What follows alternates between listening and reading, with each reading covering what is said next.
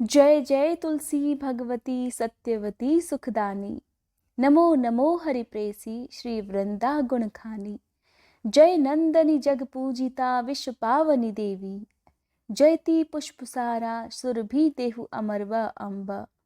श्री हरिशीष विरजनी देहु अमरवर अम्ब। जनहित हे वृंदावनी अब जनी करूहु विलंब। बोलो तुलसी मैया की जय। आज कार्तिक मास में सुनिए कार्तिक मास का 28वां अध्याय।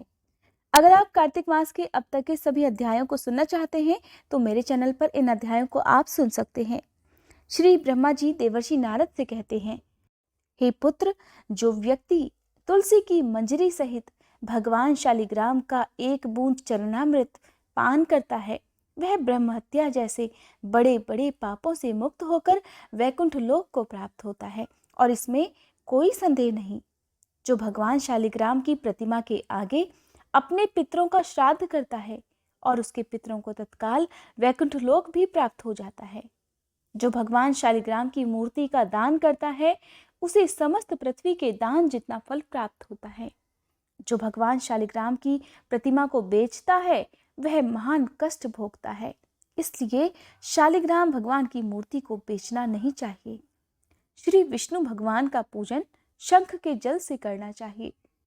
श्री शिव जी का पूजन बिल्व पत्रों से, सूर्य का तुलसी से, गणेश जी का पूजन धतूरे के फूलों से, विष्णु जी का पूजन कमल के पुष्पों से और श्री महालक्ष्मी जी का पूजन मालती या चंपा के फूलों से करके प्राणी परम पद को प्राप्त करता है। परंतु जो भगवान को परम प्रिय तुलसी से भगवान शालिग्राम की पूजा करता है उसकी महिमा का वर्णन तो कोई भी नहीं कर सकता। इस प्रकार पूजा करने वाले भक्त जन्म मरण के अपार कष्ट से भी मुक्त हो जाते हैं। जिसकी मृत्यु तुलसी माला धारण किए हुए होती है वह जीव बिना किसी रोक टोक के सीधा वैकुंठ धाम को जाता है। जो तुलसी की छाया में अपने पितरों का श्राद्ध करता है उसके पितरों को अक्षय तृप्ति हो जाती है। तुलसी का सींचन गंगा, यमुना और नर्मदा में स्नान करने जितना होता है। तुलसी का वृक्ष उगाने और सींचने तथा नित्य स्पर्श करने मात्र से मनुष्य के मनसा, वाचा और कर्मणा तीनों प्रकार के पाप भी नाश हो जाते हैं। कार्तिक मास में व्रत करने वाला तुलसी जी का शांत चित्त से पूजन, प्रदक्षिणा और नमस्कार करके हाथ जोड़कर प्रार्थना करनी चाहिए। हे हरि की परम प्रिया, देवताओं ने तुम्हें बनाया और सभी मुनियों ने तुम्हारा पूजन किया है। मैं भी तुम्हें नतमस्तक प्रणाम करता हूँ। इस प्रकार जो प्राणी आंवले के पत्तों और पुष्पों से भगवान का पूजन करता है अथवा आंवले के वृक्ष के नीचे बैठकर भगवान का पूजन करता है उसको स्वर्णों के फलों और फूलों से पूजा करने का पुण्य फल प्राप्त हो जाता है। जो मनुष्य द्वादशी तिथि को तुलसी और आंवले के पत्तों को तोड़ता है वह घोर नरक भोगता है। इसलिए प्रत्येक मनुष्य को चाहिए कि कार्तिक मास में आंवले के फल, तुलसी और गोपी चंदन की माला धारण करे।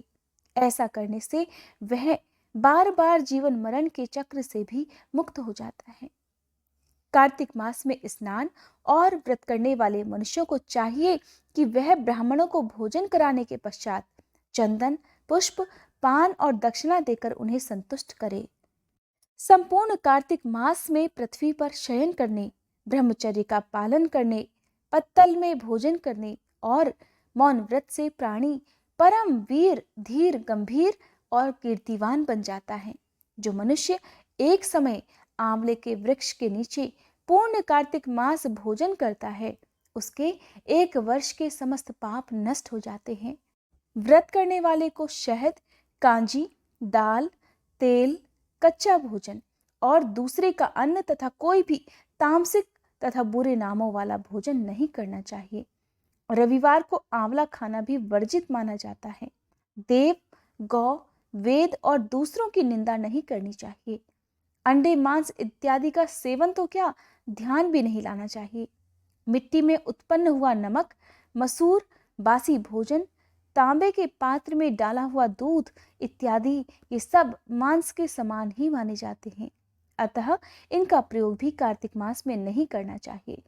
केवल स्वयं अपने लिए बनाया हुआ भोजन भी मांस के समान होता है, अतः कार्तिक मास में किसी दूसरे को खिलाने के बाद ही स्वयं भोजन करना चाहिए।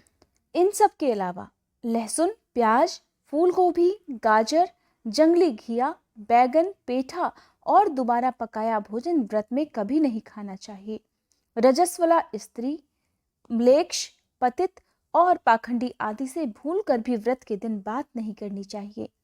एकम को पेठा, दूज को बैंगन, तीज को गोभी का फूल और चौथ को मूली, पंचमी को बेलफल, छठ को कलिंदा, सप्तमी को आंवला, अष्टमी को नारियल, नवमी को जंगली घिया, दशमी को परमल, एकादशी को बेर, द्वादशी को मसूर, त्रयोदशी को पान, चतुर्दशी अमावस्या तथा पूर्णमासी को किसी भी फली का साग भूल कर भी नहीं खाना चाहिए।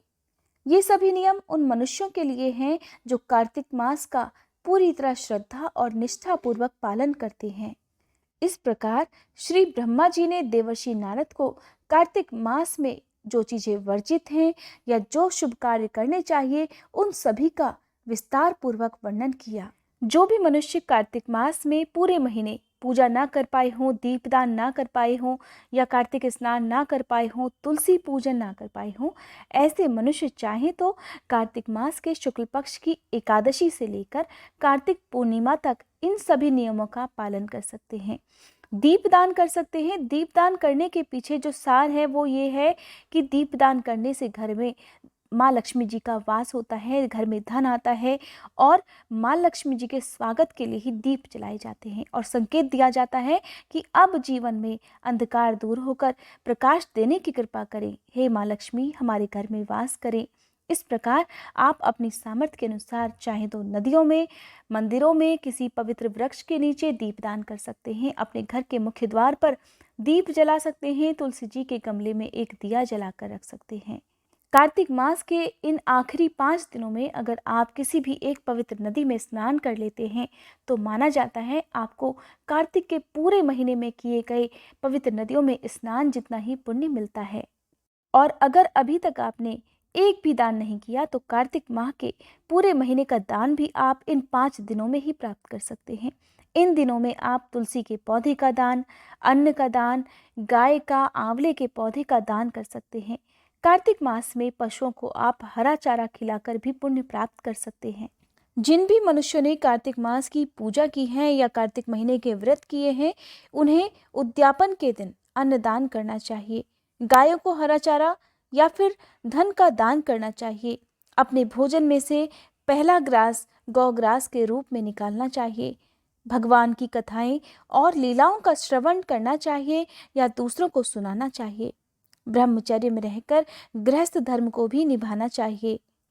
व्रत करने वाले मनुष्यों को कार्तिक मास के शुक्ल पक्ष की चतुर्दशी तिथि को व्रत के उद्यापन की विधि प्रारंभ करनी चाहिए। विधि में सबसे पहले तुलसी जी के पौधे के ऊपर सुंदर मंडप बनाना चाहिए जिसमें 4 दरवाजे हों। उस मंडप को सुंदर बंधनवारों और पुष्प आदि से सजाना चाहिए। चारों दरवाजों पर मिट्टी के 4 द्वारपाल पुण्यशील, सुशील, जय और विजय की पूर्वादि क्रम में स्थापना करके उनकी भी पूजा करनी चाहिए। फिर कलश की स्थापना करके सभी नवग्रहों का, अपने सभी कुल देवी देवताओं का ध्यान करके उनकी भी पूजा करनी चाहिए। ऐसी मान्यता है कि भगवान श्री हरि कार्तिक मास के शुक्ल पक्ष की एकादशी को शयन से उठे, त्रयोदशी को देवताओं ने उनका दर्शन किया और चतुर्दशी तिथि को सभी देवों ने मिलकर उनका पूजन किया था। इसलिए उद्यापन जो है वो कार्तिक मास की चतुर्दशी तिथि को ही भगवान श्री हरि और लक्ष्मी जी की पूजा के साथ करना चाहिए। कार्तिक मास की चतुर्दशी वैकुंठ चतुर्दशी कहलाती है और वैकुंठ चतुर्दशी के महात्म्य को देवता और शेष जी 100 वर्षों में भी नहीं कह सकते। जो भगवान चक्रपाणि के जागरण में भक्ति पूर्वक अपने आंगन में गायन और नृत्य करते हैं उनको सहस्त्र गायों के दान जितना पुण्य प्राप्त होता है। और इसी दिन मान्यता है कि भगवान श्री हरि ने मत्स्य रूप भी धारण किया था। इसलिए चतुर्दशी के दिन ब्राह्मणों को खीर आदि का भोजन कराना चाहिए। खीर और तिल से हवन करना चाहिए। इस प्रकार अक्षय पुण्य प्राप्त होता है। फिर गाय की सेवा करनी चाहिए या गाय का दान करना चाहिए। सबसे अंत में क्षमा करनी चाहिए कि हे प्रभु, आप प्रसन्न हो, आपकी प्रसन्नता से मेरे सातों जन्मों के पाप नष्ट हो जाएं और मेरे सभी मनोरथ भी सफल हो जाएं। मृत्यु के पश्चात मुझे भी स्वर्गलोक की प्राप्ति हो। और इस प्रकार आप अपने गुरु, अपने बंधु बांधवों के साथ मिलकर भोजन का आग्रह करें। अपने अपने कुल देवी देवताओं को, अपने इष्ट देवी देवताओं को भोग लगाने के बाद आप स्वयं भी भोजन ग्रहण करें। अगला अध्याय सुनने के लिए कृपया आप मेरी आने वाली वीडियो का इंतजार जरूर कीजिएगा। और अगली वीडियोस में मैं आपको बताऊंगी कि कार्तिक मास के उद्यापन की विधि क्या है, किस प्रकार अगर आपने कार्तिक मास की पूजा की है, व्रत किए हैं या आपने सभी नियमों का पालन किया है, तो कौन से ऐसे विशेष कार्य हैं जो आपको अवश्य करने चाहिए। अगर आज की ये वीडियो आपको अच्छी लगी हो तो वीडियो को लाइक करके हमेशा की तरह कमेंट बॉक्स में कार्तिक भगवान की जय जरूर लिखिएगा।